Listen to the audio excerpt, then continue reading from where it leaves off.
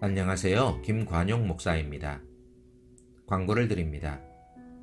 금주 8월 9일 주일 오전 11시 금주도 예배는 계속됩니다. 오랜 시간 모든 교우들을 만나 뵙지 못하였는데 참으로 그리워지는 그러한 시간인 것 같습니다. 어떻게 변하셨는지, 마음은 어떠신지 늘 생각은 하지만 그래도 얼굴을 뵙는 것만큼은 못한 것 같습니다.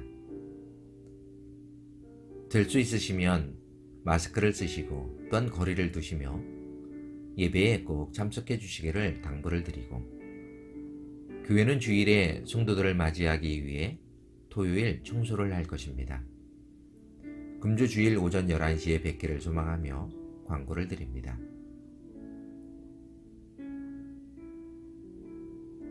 시애틀 겨울은 정말 우중충합니다.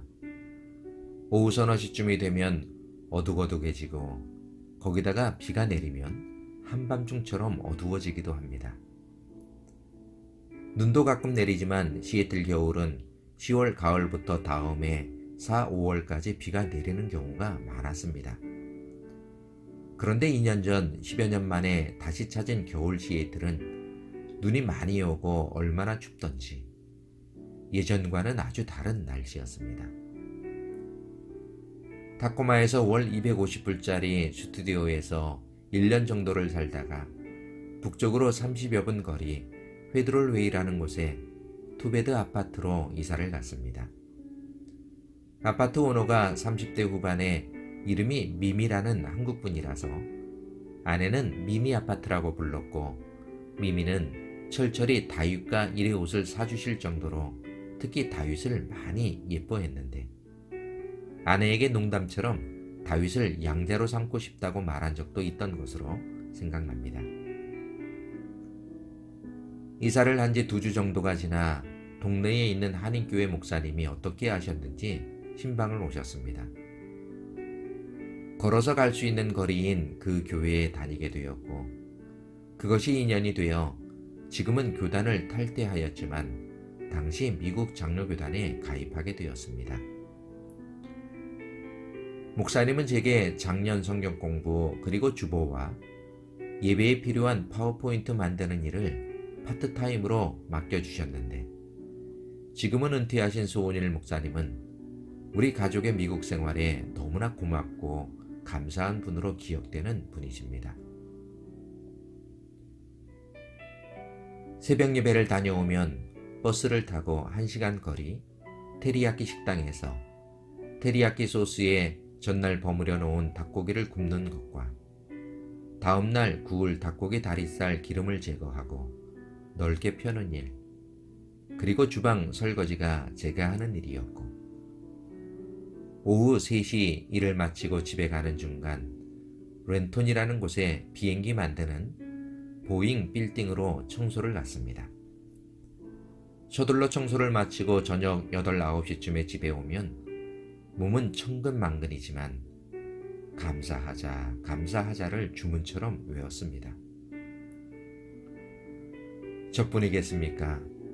아내도 하루 종일 집에서 1살이 조금 넘은 둘째 그리고 3살 된 첫째와 하루 종일 씨름하느라고 정신이 없었을 것이고, 1년이 넘도록 외출도 없는 아내의 생활은 어쩌면 저보다 더 힘들었을 것입니다.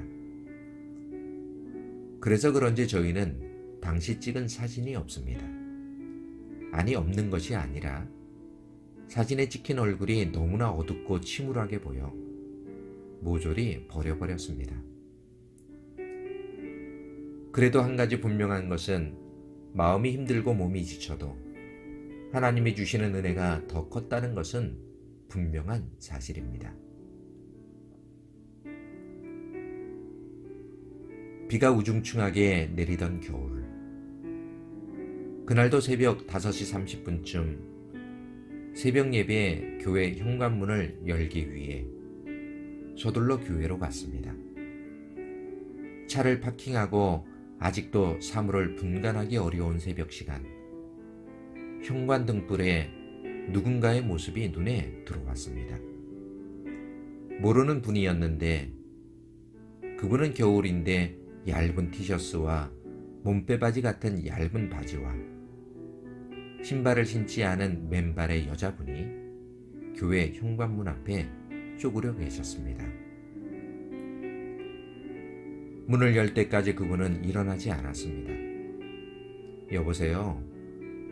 2번 정도 불렀더니 50대 정도로 보이는 한국 여자분이었습니다. 5분 10분 사이로 목사님과 몇 분의 성도들이 오셨고 예배는 시작되었습니다. 예배실 문 옆에 앉아 계시던 여자분에게 사무실에 있던 슬리퍼와 교실에 걸려있던 누구 것인지 모를 겨울 잠바를 드렸습니다. 예배가 막 시작되고 찬송을 부르는 중에 나가시는 그분을 쫓아나갔습니다.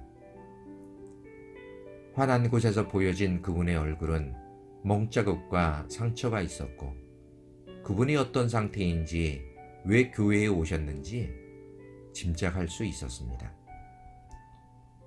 나가시는 분께 주머니에 있던 얼마 되지 않은 돈과 전화번호와 제 이름을 적은 쪽지를 드렸습니다.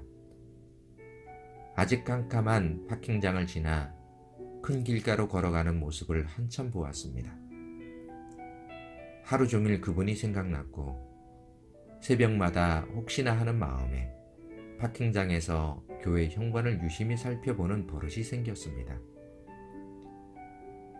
열흘이 훨씬 지난 후 그날도 비가 주룩주룩 내리는 새벽, 슬리퍼와 잠바 그리고 20불이 들어있는 비닐 봉지가 교회 현관문 고리에 걸려 있었습니다. 새벽 시간에 교회를 찾은 한국 여자분의 형편을 전혀 모르지만 창세기 21장에 광야로 쫓겨간 하갈과 이스마엘이 광야에서 마실 물이 없어 죽어가는 아들 이스마엘을 보며 하나님께 통곡하며 기도한 하갈이 생각났습니다. 하나님은 하갈의 기도를 들어주셨습니다. 비가 내리고 추운 겨울, 맨발의 그 여자분은 교회 현관 앞에서 어떤 기도를 했을까? 그 기도는 유창한 기도는 아니었을 것입니다. 어쩌면 그냥 울기만 했을 것 같고, 아니면 너무 춥다는 생각? 잘 모르겠습니다. 그런데 이런 생각이 듭니다. 하갈의 기도를 들어 응답하신 하나님께서 추운 새벽 시간 교회 밖에 갈 수 없었던 맨발의 그 한국 여자분의 기도를 분명히 들어주셨으리라.